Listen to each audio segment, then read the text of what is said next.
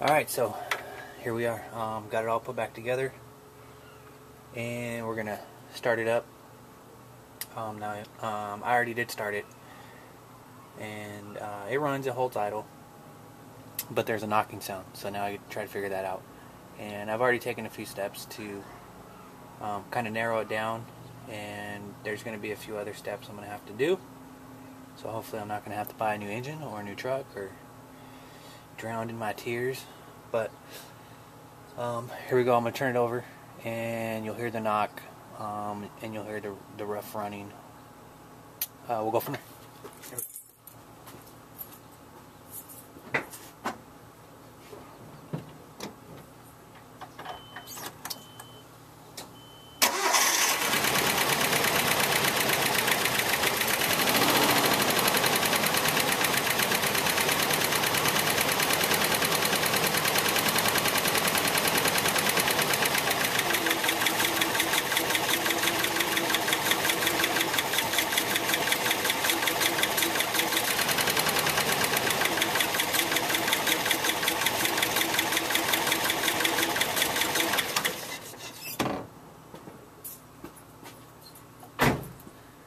Alright, so you can hear how rough that sounded, and it'll hold idle just really bad. What I ended up doing was investing in a compression tool. So let me grab that.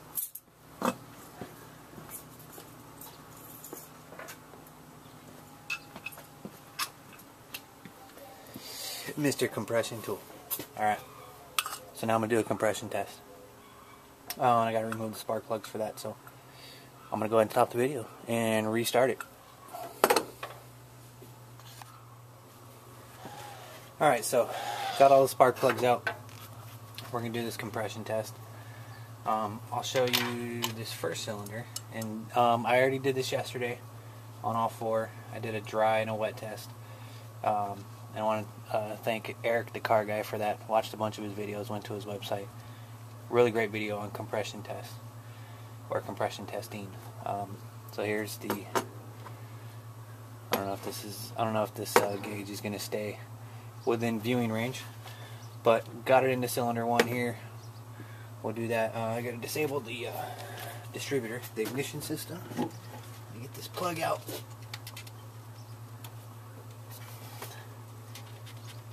Alright, got that unplugged. Got that unplugged. Alright, so we'll turn it over. We'll see what type of compression we get on cylinder 1. And yes, all the spark plugs are out. So let's see what we got. And it does look like the gauge is in view, so hopefully you'll be able to read it.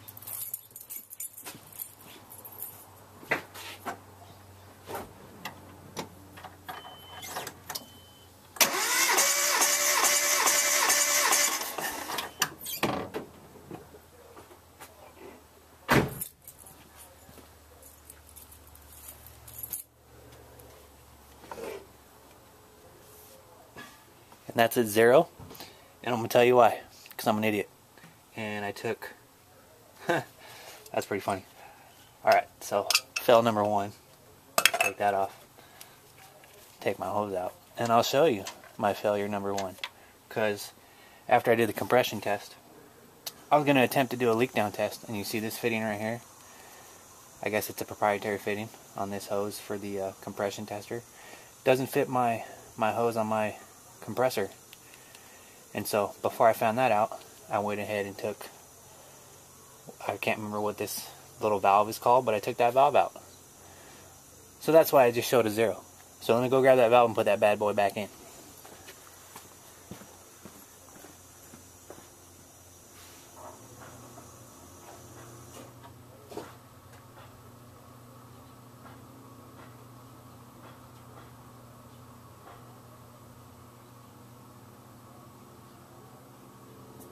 Alright, coming back.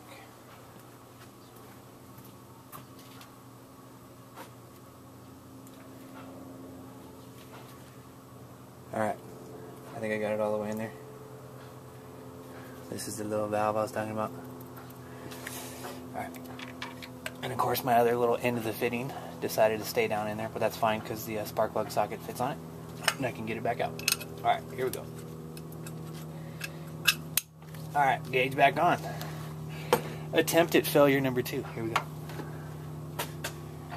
Remove this. Whoa, massive vibration. Here we go.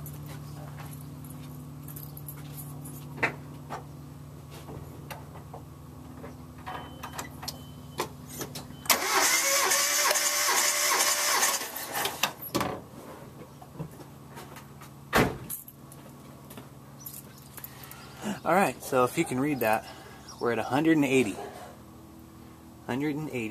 PSI. Cylinder 1. Let's release.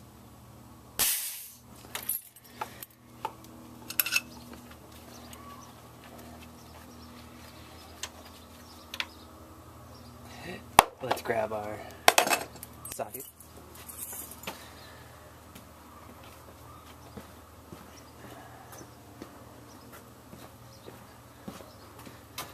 I guess I'm screwing this down there and a little too tight. It has a rubber gasket on it too, so that might be what's causing it to kind of stick a little bit more. Alright, here we go. Get this bad boy in there. Maybe I'm making this connection too tight, so I'll loosen that up a little bit. Alright, we're going to go cylinder 2. And seeing as I did this yesterday, cylinder 2 is my problem. And I'm going to show you why it's my problem. Alright, got that in there. Oh, dropping tools on the floor. Very good.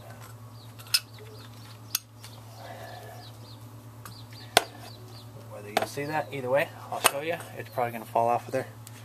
Let's give it another turn. We'll see the problem.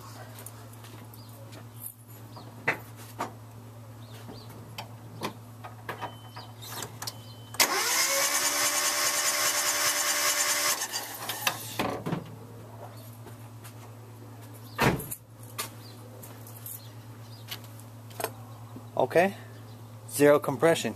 I got absolutely no compression on number 2 cylinder. And the sound of the turnover was audibly different. It was continuous. It didn't have that little gap or hiccup or little stutter that the other 3 cylinders do. You know, where you can count that 1, 2, 3, 4, 5. So zero compression.